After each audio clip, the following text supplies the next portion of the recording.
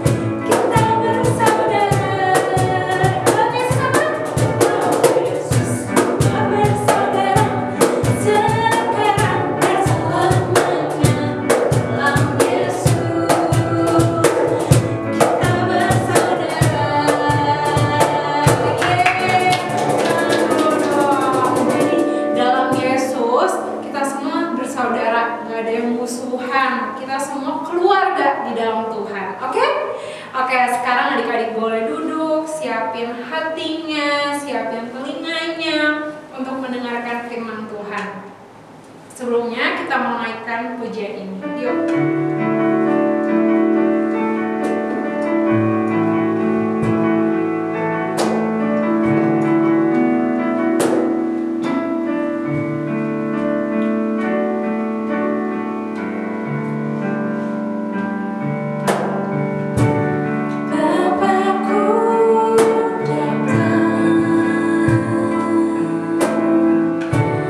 Menyembahmu di sini.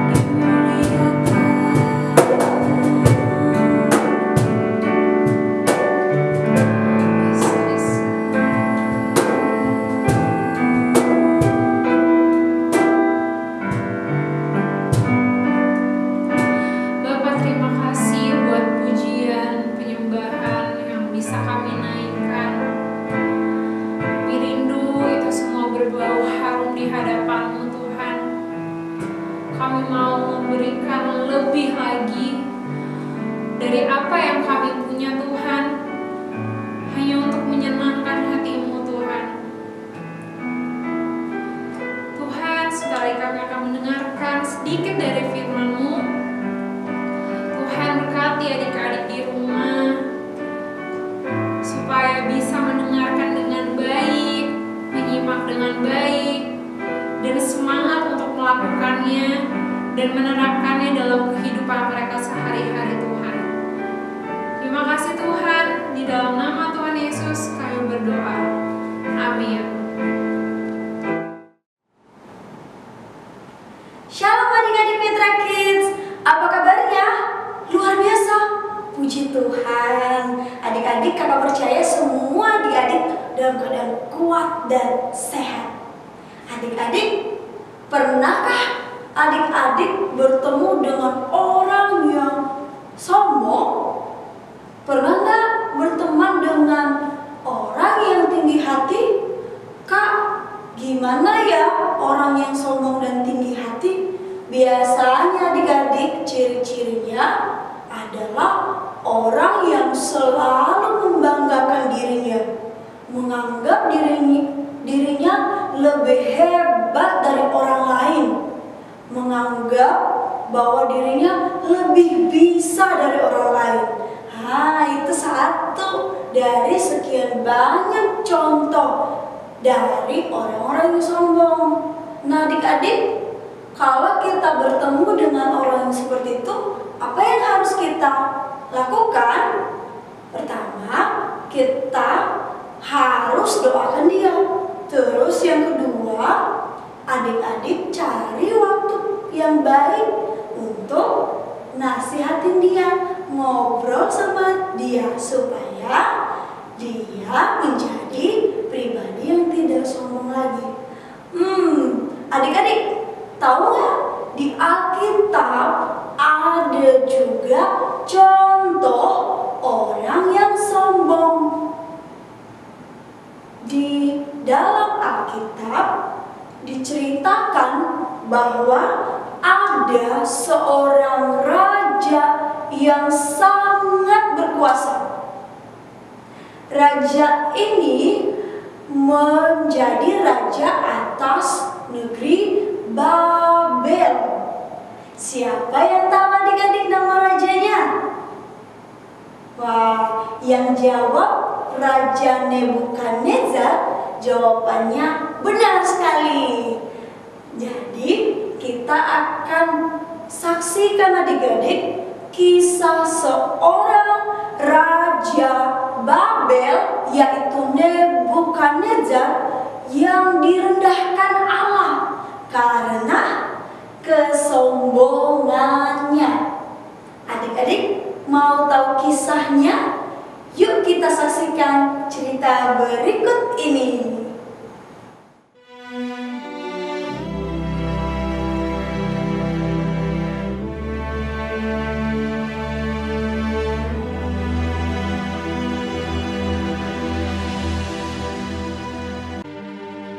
Aku, Nebukadnezar, diam dalam rumahku dengan tenang dan hidup dengan senang dalam istanaku. Lalu aku mendapatkan mimpi yang mengejutkan aku, serta penglihatan-penglihatan yang kulihat menggelisahkan aku. Kemudian orang-orang berilmu, ahli jampi, para kasdim dan ahli nujum datang menghadap dan aku menceritakan kepada mereka mimpi itu. Tetapi mereka tidak dapat memberitahukan maknanya kepadaku. Daniel datang menghadap aku, lalu kuceritakan kepadanya mimpi itu. Di tengah-tengah bumi ada sebatang pohon yang sangat tinggi. Pohon itu bertambah besar dan kuat, tingginya sampai ke langit dan dapat dilihat sampai ke ujung seluruh bumi. Daun-daunnya indah, buahnya berlimpah-limpah. Di bawahnya, binatang-binatang di padang mencari tempat bernaung dan di dahan-dahannya bersarang burung-burung di udara dan segala makhluk mendapat makanan daripadanya. Tampak seorang penjaga, seorang kudus, turun dari langit. Ia berseru dengan nyaring, demikian katanya, "Tebanglah pohon itu dan potonglah dahan-dahannya. Gugurkanlah daun-daunnya dan hamburkanlah buah-buahnya.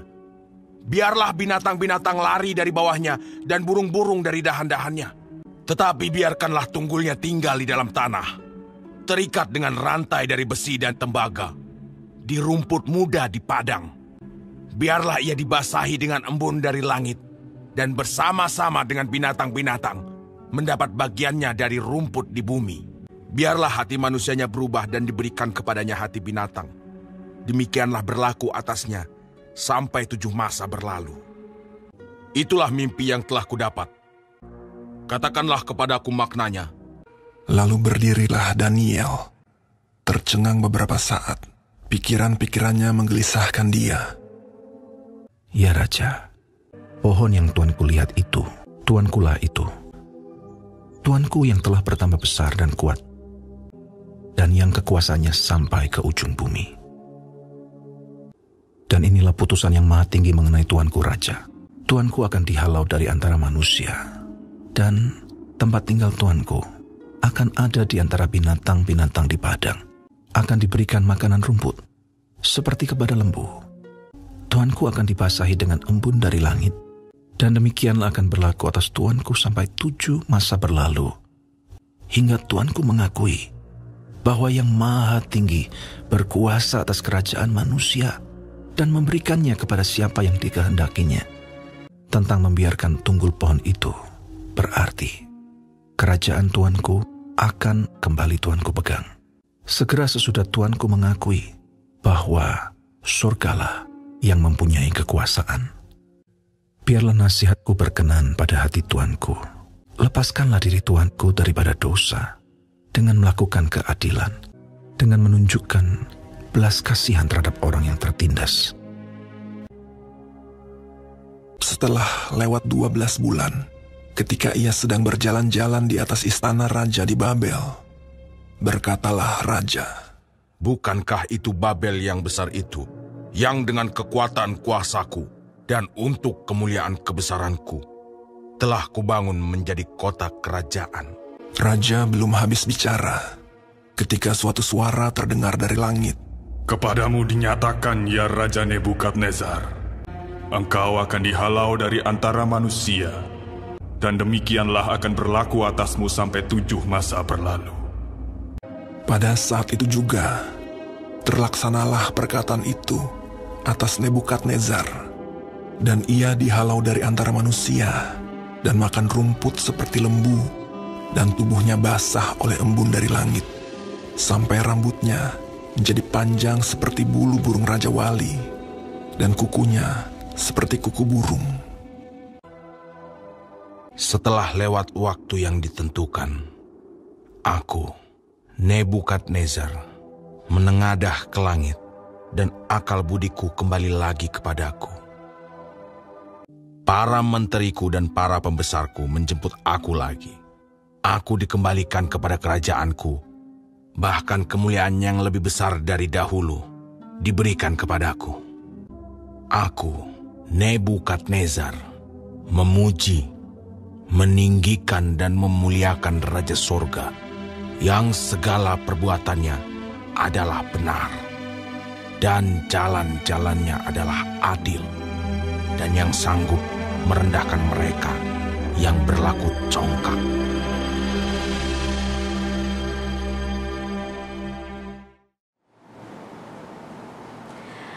Nah, itu dia adik-adik kisahnya. Kita bisa melihat ya bahwa Tuhan itu sanggup melakukan apa saja, bahkan sekalipun atas seorang raja yang sangat berkuasa. Adik-adik tahu Raja Nebukadnezar itu adalah raja yang paling berkuasa. Dia memerintah di negeri Babel yang begitu luas. Adik-adik, kalau adik-adik tahu bahwa seorang raja itu biasanya memikirkan tentang perang, bagaimana supaya kerajaannya bisa berperang, menang dalam peperangan, lalu memikirkan hukum-hukum untuk bisa mengatur negara atau negeri yang sedang dikuasainya dengan baik. Nah, selain itu, Raja Nebukadnezar ini adik-adik, dia punya kesenangan terbesarnya bukan berperang, dia bukan senangannya bukan berperang, tetapi dia senang membangun dan memperindah kota Babel. Nah, apa yang dia lakukan adik-adik? Dia membuat kebun gantung, hanging gardens. Ya, tahukah adik-adik? Taman gantung atau kebun gantung ini termasuk juga 7 keajaiban dunia. Nah, waktu dia berjalan-jalan di atas atap istana dan melihat keindahan kota yang menakjubkan dirinya, dia berkata seperti ini adik-adik, "Aku telah membangunnya dengan kekuasaanku yang besar dan untuk kemuliaanku." Wah, dia nggak tahu adik-adik bahwa segala sesuatu itu daripada Tuhan Allah, bukan karena kekuasaannya, bukan juga untuk kemuliaannya. Nah, dari sini adik-adik, ketika kita meninggikan diri, menyombongkan diri, suatu saat kita akan mengalami yang namanya kejatuhan. Ingat adik-adik apa yang terjadi pada Raja Nebukadnezar? Dia kehilangan akal budi, dia berlaku seperti binatang adik-adik, seperti yang kita saksikan tadi. Nah, ingat adik-adik, apa yang perlu kita pelajari dari cerita tadi? Yang pertama, Allah itu membenci sekali orang yang menyombongkan diri. Terus adik-adik, yang kedua, kita harus menyadari bahwa diri kita dan apa yang kita punya saat ini, baik itu keluarga, baik itu tempat tinggal, dan apa saja, baik itu mainan adik-adik, baik itu tempat tidur yang nyaman, apa saja yang kita miliki saat ini, itu berasal dari Tuhan Allah. Nah, karena kita tahu dan kita sadar, maka apa yang kita lakukan? Yuk berterima kasih atas apa yang sudah Tuhan berikan kepada kita. Yuk adik-adik, coba adik-adik perhatikan apa yang ada pada diri adik-adik saat ini. Adik-adik boleh sehat, kuat, sukacita, punya keluarga, disayang orang tua, bisa belajar, bisa sekolah, semuanya itu dari Tuhan. Makanya kalau kita menyadari itu, kita akan lebih banyak bersyukur, nggak sungut-sungut, nggak ngambekan, nggak marah-marah sama orang tua ataupun sama situasi yang ada saat ini, tetapi lebih banyak bersyukur. Ingat adik-adik, kalau kita sombong, kalau kita menganggap diri kita lebih hebat dari teman-teman kita atau dari siapapun, suatu saat nanti Tuhan akan menegur kita. Dan Tuhan tidak suka kepada anak-anak yang sombong, tapi Tuhan suka kepada anak yang rendah hati, yang menganggap dirinya mau terus belajar, mau terus dengar-dengaran akan firman Tuhan, dan terhadap juga nasihat orang tua. Nah adik-adik, yuk aplikasi hidup kita minggu ini, yaitu menjadi pribadi yang rendah hati, turut akan Tuhan dan turut kepada orang tua. Sekarang kita mau buat gerakan untuk ayat hafalan, diambil dari kitab Amsal pasal 16 ayat 18. Amsal 16 ayat 18. Kecongkakan mendahului kehancuran, dan tinggi hati mendahului kejatuhan. Sekali lagi adik-adik, Amsal 16 ayat 18. Kecongkakan mendahului kehancuran, dan tinggi hati mendahului kejatuhan. Yuk adik-adik belajar sama-sama untuk menghafal ayat hafalan. Sekarang saatnya kita bersatu hati, kita berdoa. Yuk sikap sopan dan hormat, kita berdoa. Tuhan Yesus yang baik, terima kasih buat saat ini kami sudah mendengar firman Tuhan. Kami belajar dari seorang raja Nebukadnezar Tuhan yang menyombongkan dirinya. Tuhan, kami minta ampun kalau ada di antara kami ya Tuhan yang pernah berkata-kata yang tidak benar, yang tidak baik, menyombongkan diri. Bahkan kalau kami sering merendahkan orang lain ya Tuhan, ampuni setiap kami ya Tuhan. Tuhan Yesus, terima kasih bahwa Engkau sangat mengasihi kami. Engkau Allah yang sangat membenci kepada kesombongan. Engkau tidak suka terhadap kesombongan dan tinggi hati. Kami mau jadi anak-anak yang rendah hati, anak-anak yang dengar akan Engkau Tuhan. Pakai setiap kami Tuhan, dimanapun kami berada saat ini, kami menjadi pribadi-pribadi yang rendah hati Tuhan. Kami percaya segala yang Tuhan berikan dalam hidup kami, baik keluarga kami, baik teman-teman kami, bahkan segala apa yang kami miliki Tuhan, itu berasal daripada Tuhan, bukan karena kekuatan, kehebatan, kegagahan kami Tuhan, tapi semua daripada Tuhan. Terima kasih Tuhan Yesus, kami bersyukur punya Allah seperti Engkau. Kami bersyukur punya Bapa yang begitu mengasihi kami. Biar firman Tuhan tinggal di dalam hati kami dan kami melakukan firman Tuhan dimanapun kami berada. Terima kasih Tuhan Yesus, hanya di dalam nama Tuhan Yesus kami telah berdoa dan mengucap syukur. Semua kita yang diberkati Tuhan bersama-sama katakan amin. Shalom Petrakit, apa kabar semuanya? Kakak doakan tentunya semuanya sehat dan penuh sukacita.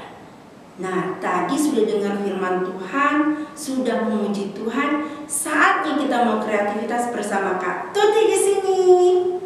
Oh ya, adik-adik, kali ini kita mau buat apa sih? Kita mau membuat pelangi dari permen warna-warni. Wow, seperti apa ya? Nah, alat dan bahannya yang diperlukan ini nih adik-adik. Permen warna-warni. Boleh pakai merek apa saja ya adik-adik ya. Kalau kakak sih pakai merek ini. Nah, kalian bebas boleh pakai warna apa saja. Terus air secukupnya. Ada sendok. Ada piring kecil. Nah, piringnya harus berwarna putih ya adik-adik ya, supaya warna pelangi nanti bisa nampak. Gimana sih cara membuatnya? Ada yang mau tahu? Yuk kita saksikan. Begini cara membuatnya adik-adik. Nah, kita susun dulu permennya yang warna-warni tadi bentuk lingkaran. Nyusunnya acak warna ya adik-adik ya. Suka-suka kalian warnanya mau warna apa terlebih dahulu.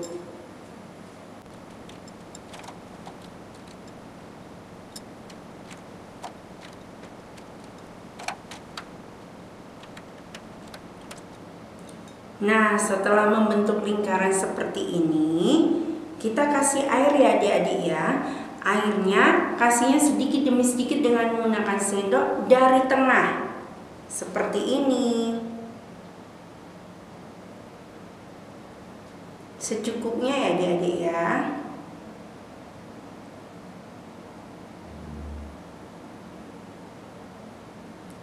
Kalau sudah dikasih air, kita tunggu sampai warnanya meleleh.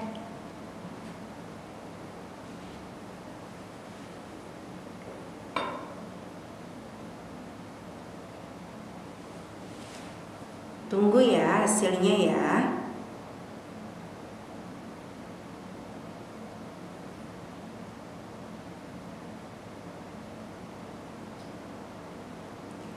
Pelan-pelan permennya akan meleleh dan muncul warna seperti pelangi. Nah, hasilnya seperti ini adik-adik. Tuh, bagus kan? Keren kan? Warna pelanginya. Oke adik-adik, terima kasih. Selamat mencoba.